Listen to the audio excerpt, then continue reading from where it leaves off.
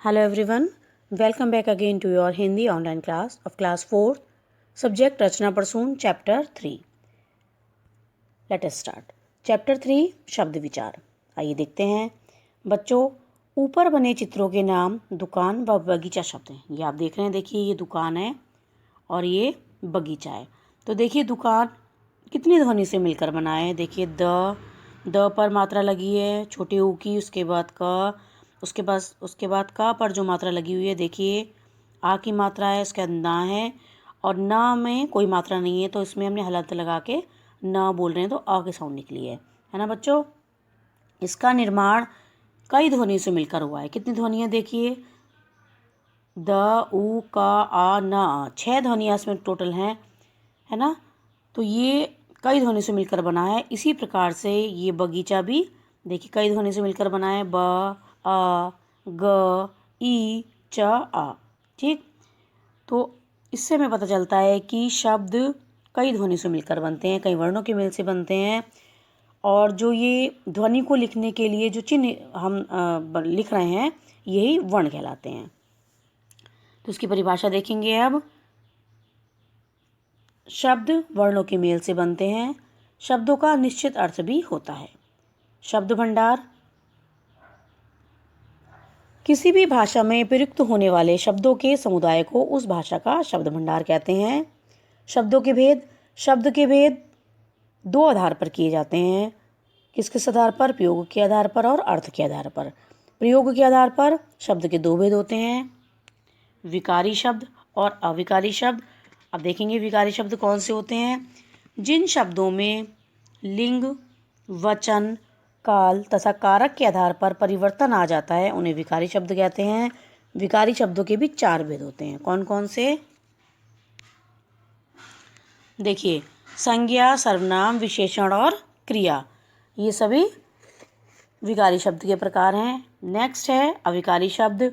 जिन शब्दों में लिंग, वचन, काल तथा कारक के कारण किसी भी प्रकार का परिवर्तन नहीं होता है उन्हें अविकारी शब्द कहते हैं.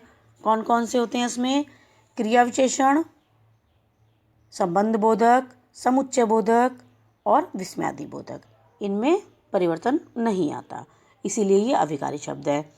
दूसरा आधार है अर्थ. अर्थ के आधार पर शब्द के 2 भेद होते हैं. कौन कौन से? सार्थक शब्द और निरर्थक शब्द. सार्थक शब्द वो होते हैं जिनका कोई ना कोई अर्थ होता है, जैसे किताब, कुर्सी, चिड़ियाघर, बालक आदि. और निरर्थक शब्द वो होते हैं जिन शब्दों का कोई भी अर्थ नहीं होता, जैसे धूप वूप, गाना वाना, चाय शाय. ऊपर लिखे शब्द युग्मों वूप, वाना, शाय आदि का कोई अर्थ नहीं है, अतः ये शब्द निरर्थक हैं. आइए अब देखते हैं स्मरण रखने योग्य बिंदु. शब्द वर्णों से मिलकर बनते हैं. शब्द का कुछ अर्थ निकलना चाहिए. प्रयोग के आधार पर शब्दों के 2 भेद होते हैं, विकारी और अविकारी शब्द. अर्थ के आधार पर भी शब्दों के 2 भेद होते हैं, सार्थक और निरर्थक शब्द. Next page. निम्नलिखित प्रश्नों के उत्तर दीजिए. मौखिक अभिव्यक्ति है ये.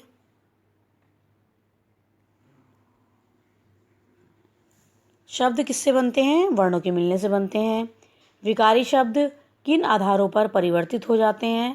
तो विकारी शब्द लिंग, वचन, काल और कारक के आधार पर परिवर्तित हो जाते हैं. ग क्वेश्चन. अर्थ के आधार पर शब्द के कितने भेद हैं? प्रत्येक का नाम बताइए. अर्थ के आधार पर बच्चों शब्द के 2 भेद होते हैं. कौन कौन से? सार्थक शब्द और निरर्थक शब्द.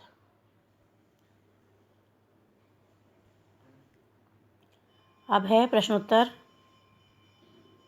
शब्द किसे कहते हैं? शब्द वर्णों के मेल से बनते हैं. शब्दों का निश्चित अर्थ भी होता है.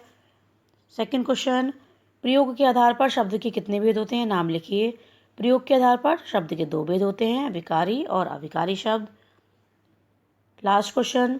सार्थक और निरर्थक शब्दों में क्या अंतर है? सार्थक शब्दों का अर्थ होता है जबकि निरर्थक शब्दों का कोई अर्थ नहीं होता. अब देखेंगे इसके रिक्त स्थान. वर्णों के मेल से शब्द बनते हैं. जिन शब्दों का कोई अर्थ होता है उन्हें सार्थक शब्द कहते हैं. अविकारी शब्दों में परिवर्तन नहीं होता है और संज्ञा विकारी शब्द का भेद है. फोर्थ एक्सरसाइज, नीचे दिए गए शब्दों के वर्ण उलट पुलट गए हैं, इन वर्णों को व्यवस्थित करके अर्थपूर्ण शब्द बनाइए। देखिए सबसे पहले है मगला लिखा है, मगला का बनाएंगे गमला। उसके बाद छुआ है तो इसको में शब्द बनेगा कछुआ। और उसके बाद गीचाप से आप सीधा करके लिखेंगे तो ये बनेगा बगीचा। नेक्स्ट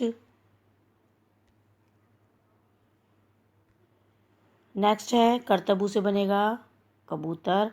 उसके बाद लामही से बनेगा महिला। और दया विलय से शब्द आप बनाएंगे विद्यालय। नेक्स्ट पेज पर देखेंगे अड़ा अड़ा और ड़ा का प्रयोग करते हुए 3 शब्द लिखने हैं। देखिए अड़ा का प्रयोग करेंगे, शब्द बनाएंगे गणित, गणना और तरण। अड़ा का प्रयोग करके बनाएंगे कड़ा, घड़ी, पड़ाव। अड़ा का प्रयोग करके बनाएंगे, देखिए इसमें अड़ा में हल्की सी साउंड ह की भी निकलती है, पढ़ाई, चढ़ना, दाढ़। तो बच्चों इसके अलावा भी आप शब्द लिख सकते हैं, लेकिन आपकी वर्तनी शुद्ध होनी चाहिए। That means your spelling must be correct. Okay. Now C बहुविकल्पीय प्रश्न या MCQS। देखिए निम्नलिखित में विकारी शब्द का उदाहरण है संज्ञा। निम्नलिखित में से शब्द का एक प्रकार नहीं है शीतल, क्योंकि बच्चों इसके अतिरिक्त देखिए सार्थक, निरर्थक और विकारी तीनों ही शब्द के प्रकार है। थर्ड, निम्नलिखित में सार्थक शब्द नहीं है वपड़ा, क्योंकि वपड़ा का कोई अर्थ नहीं होता। उसके बाद है रचनात्मक गतिविधियाँ। निम्नलिखित निरर्थक शब्दों के साथ प्रयुक्त होने वाले सार्थक शब्द बताएंगे। वोटी बोल देते हैं, जैसे जनरली रोटी वोटी, खाना वाना, सिलाई विलाई, नौकरी वोकरी। तो ये रोटी, सिलाई, खाना और नौकरी, इस प्रकार से आप यहाँ पर लिखेंगे। सेकेंड एक्सरसाइज, प्रतिदिन बोले जाने वाले कुछ निरर्थक शब्द। देखो बच्चों प्रतिदिन में बोल देते हैं चाय वाय, काम वाम, खाना वाना, दूध वूध। इसके अतिरिक्त आप कुछ और भी अपनी इच्छा से लिख सकते हैं। चलिए चैप्टर आपका पूरा हो गया है, उम्मीद है कि आपको समझ में आया होगा। आइए देखते हैं इसका होमवर्क। बच्चों होमवर्क में आपको चैप्टर 3 की एक्सरसाइज 3, 4, 5 आपको लिखनी हुई है, याद भी करनी है। याद तो आपको पूरा ही चैप्टर करना है, लेकिन कॉपी में आपको ये रिवीजन में आपको 3rd, 4th, 5th तीनों एक्सरसाइज लिखनी है। तो chapter completed. We will meet again in next video. Till then take care. Thank you.